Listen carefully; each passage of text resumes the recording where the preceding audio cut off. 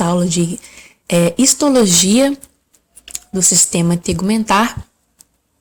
Nesse vídeo a gente vai falar somente, a gente vai começar uma série, né, de vídeos onde a gente vai falar sobre a pele, tá joia?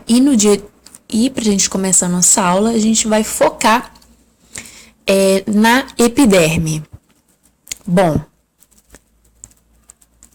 vamos olhar primeiro quais são as funções da pele, não é mesmo? A pele recobre toda a superfície do nosso corpo, então ela pode chegar até mesmo a 16% do nosso peso corporal e tem muitas funções, não é mesmo? Ela protege a gente contra desidratação, não é mesmo? Para a gente não perder água pelo nosso corpo. Protege do atrito quando a gente vai, por exemplo, vestir nossas roupas, a gente esbarra em algum lugar, ou mesmo o ato de tocar, né? O ato de tocar objetos, você está entrando em contato com esse objeto, com esse meio exterior através da sua pele. E como a pele tem essas terminações nervosas, sensoriais, você vai, através da pele, enviar informações sobre o ambiente para o seu sistema nervoso central. Então, por exemplo, se estiver calor, se estiver frio, né, e qual que é a temperatura, a gente vai ser protegido também dos raios ultravioleta, quando através do pigmento chamado melanina, e também da invasão de micro-organismos, porque a gente, na nossa pele, a gente está cheio de células do sistema imunológico que ficam ali prontas para proteger a gente dos micro-organismos. Então, vamos falar um pouquinho mais, focar no dia de hoje na epiderme. Então, a epiderme, ela é dividida, né, em pele fina e pele espessa. As camadas, elas variam de acordo com a pele fina e a pele espessa. Então, pessoal, a diferença, né, entre a pele fina e a pele espessa além da espessura, a estrutura também, que vai diferenciar nas camadas. E a pele espessa nós encontramos na palma das mãos, na planta dos pés e em algumas articulações, tá ok? E a pele fina recobre todo esse restante, né? É o nosso tórax, o nosso abdômen e os nossos membros e rosto, né? Todos recobertos pela pele fina. As camadas, elas são basicamente 5. Aí a gente tá contando de cima para baixo, tá ok? A camada córnea, a camada lúcida, a granulosa, a espinhosa e a basal. A pele fina, a camada córnea, muitas vezes ela está reduzida, e a lúcida e a granulosa, frequentemente ela está faltando, ela não está presente, tá ok? Mas são essas camadas que nós temos. Aqui, nós vemos nessa imagem uma lâmina histológica de pele fina.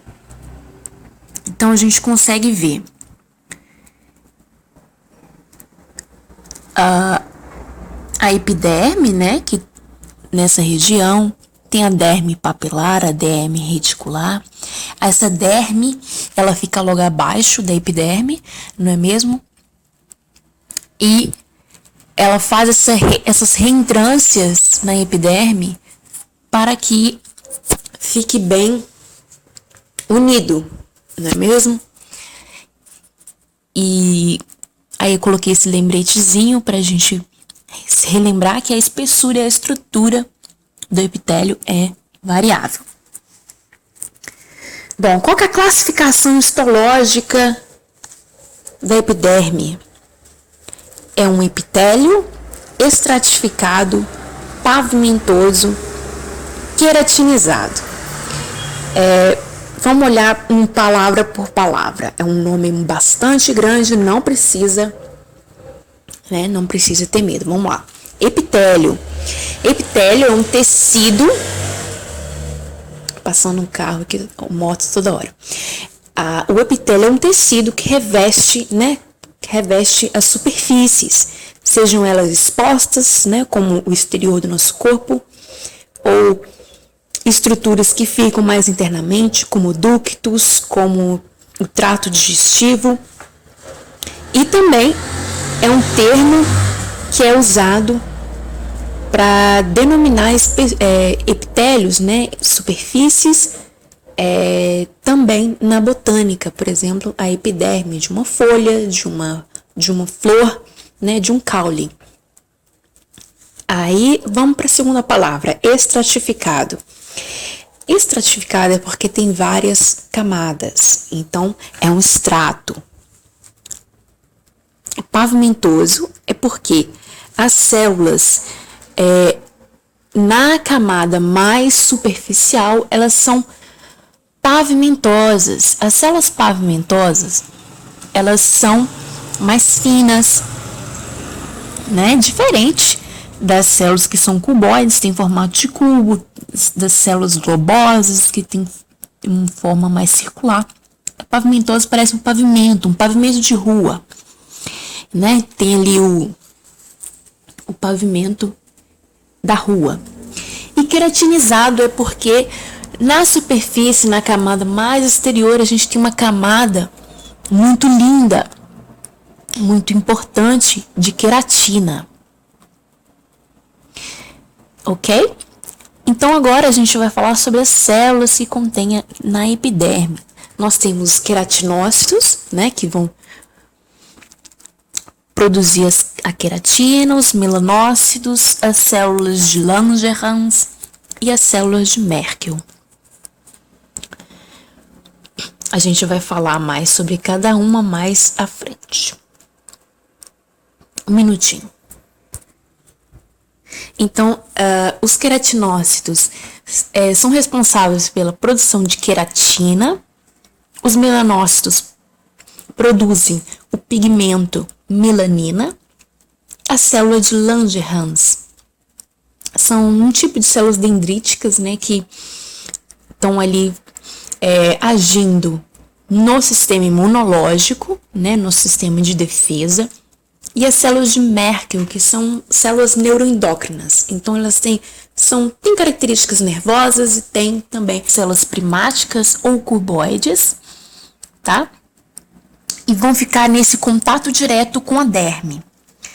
A camada basal, ela tem uma atividade mitótica muito intensa, porque a pele ela vai se regenerando, A gente não está sempre com a mesma pele, ela se renova aproximadamente a cada 15, 30 dias. Então, essa atividade mitótica de reprodução, essas células, elas vão dando origem, a novas células, de forma que a epiderme ela vai agir como se fosse um vulcão. Você imagina um vulcão que o magma ele vai saindo do núcleo, da terra e sendo expulso lá em cima na superfície. A epiderme faz esse movimento também. Nós temos as células na camada basal, elas vão se formando e sendo empurradas, sendo levadas para a superfície, até que ocorra a descamação, e é uma descamação que está sempre acontecendo, sempre se renovando, tá ok? Então a gente tem ali queratinócitos, que são as células responsáveis por fabricar a queratina. Então, a camada basal ela também é chamada de camada germinativa, porque ela tem essa capacidade de essa intensa atividade mitótica. Aqui na imagem a gente vê na parte mais inferior, logo em contato com a derme. Então, são células prismáticas ou cuboides, em formas de cubo. A camada espinhosa. A camada espinhosa é formada por células cuboides ou ligeiramente achatadas. Elas têm um núcleo central, tá bom? E quando você olha numa lâmina mais centrada nessa camada, você percebe o porquê que ela tem esse nome de espinhosa. Por que ela se chama camada espinhosa? Você percebe que as células cuboides ou achatadas que formam essa camada, o citoplasma dela faz expansões com filamentos de queratina e que se unem às células adjacentes por meio de desmossomos. Então essa célula ela fica com um aspecto de estrela, né? Ela fica cheia de, entre aspas, bracinhos, né?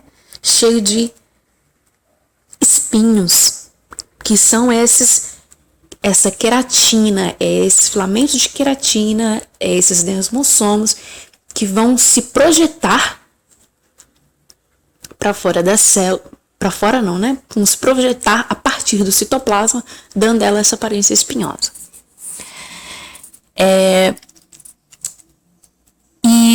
Mas por quê? Por que ela tem essa aparência espinhosa? Por que ela forma, né, essa aparência espinhosa? Porque esses filamentos de queratina e desmossomos, eles vão ajudar na coesão entre essas células e a resistência ao atrito, né? Então essas células vão permanecer juntas,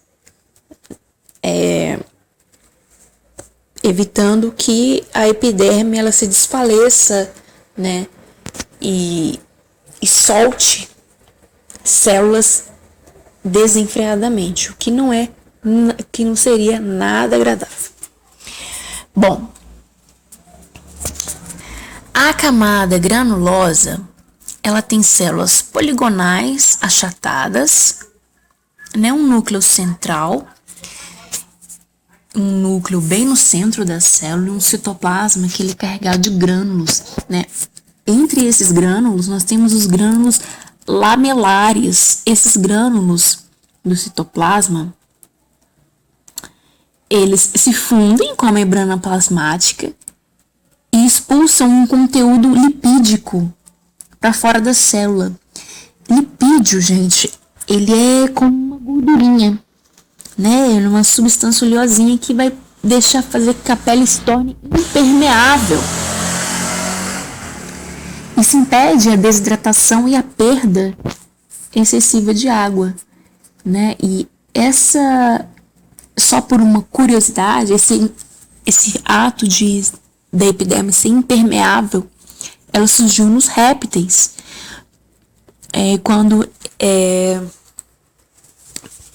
tornando possível que existisse a vida fora da água. E vamos falar agora também, próximo, da camada lúcida. São células achatadas e translúcidas. Então, por que ela é translúcida? Porque o núcleo e as organelas citoplasmáticas foram digeridas por enzima dos lisossomos e desapareceram. Então, são células que são translúcidas justamente por isso. Elas não têm conteúdo. Elas não têm conteúdo, então elas ficam, né, translúcidas. Então o que essas células da camada lúcida têm são filamentos de queratina E nessa camada a gente ainda vê os desmossomos entre as células. E por último, né, mais ali na superfície, nós temos a camada córnea, que tem uma espessura muito variável, e como a gente já comentou, na pele fina, ela é bem reduzida, bem fininha, essa camada córnea. Ela é bem mais grossa em onde temos a pele espessa, né, por exemplo, na palma da mão. E essa camada, ela é feita de células mortas, achatadas, sem núcleo e com citoplasma repleto de queratina, tá? Essa queratina, gente, ela vai se formando desde lá de baixo, desde a camada basal até a camada córnea. Então eles vão se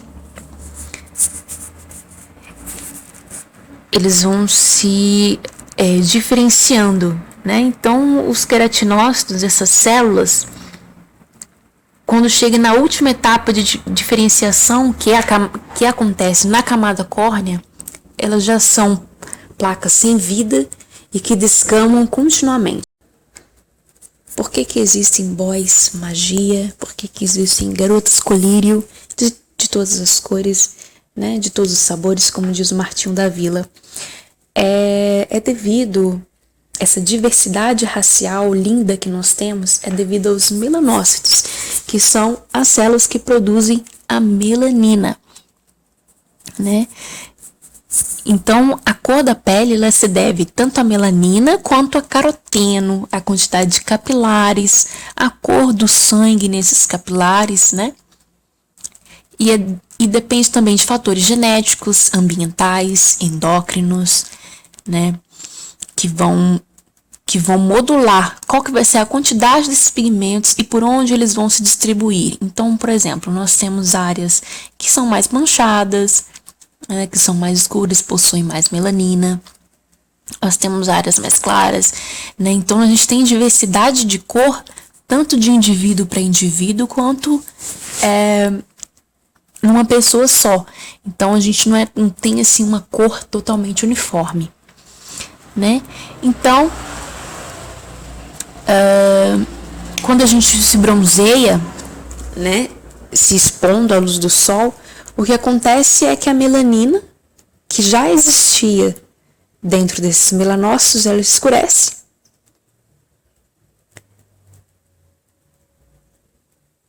E acelera a transferência de melanina para os queratinócitos. E numa próxima etapa, a síntese de melanina, ela vai se aumentar, então você vai produzir mais melanina, levando a esse bronzeamento. Então é isso, gente. Muito obrigada por assistir. Um grande abraço. Estudem, procurem livros. Nós temos o Junqueira e Carneiro, nós temos o livro de histologia de Ross, nós temos o livro de histologia de Gardner, né? Então, foi uma visão geral. Um grande abraço a todos. Muito obrigada. E se vocês sentirem de contribuir, fazer uma doação, eu vou deixar, entre em contato, comentem, e vou deixar também um link onde você pode fazer sua doação na bio do vídeo. Muito obrigada.